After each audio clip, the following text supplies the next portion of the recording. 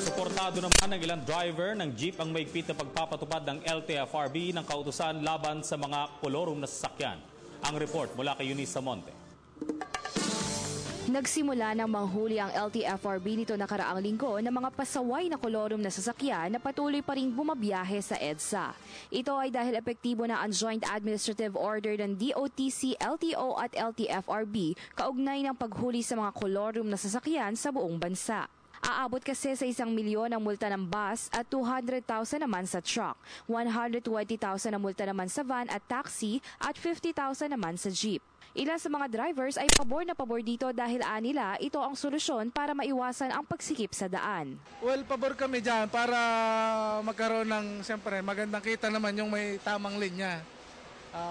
Tsaka mabawasan na yung sasakyan sa EDSA para yung traffic mag-lessen naman. Para naman sa ibang driver, luluwag na yung daan, luluwag na yung EDSA. Tsaka maiwasan yung problema dahil pagkakoloro may hindi natin maiwasan na nagkaroon ng aksidente. Saka lang natin na kolorum pala yung isang sasakyan. Sa katunayan, itong mga nakaraang araw nga ay dinumog ng tao itong LTFRB para mag-apply ng prangkisa sa mga kolorum na sasakyan. Nilinaw naman ni LTFRB chairman na sapat ang impounding area nila sa mga mahuhuling lalabag dito. Sa ilalim ng administrative order na ito, bibigyan ng LTFRB ng 120 days ang mga nahuli para makapag-apply ng prangkisa laban sa huli sa kolorum. At inaasahan nga na ito ang magiging isa sa solusyon dito sa pagluwag ng trapiko sa EDSA. Para sa Telebisyon ng Bayan, ako si Eunice Samonte.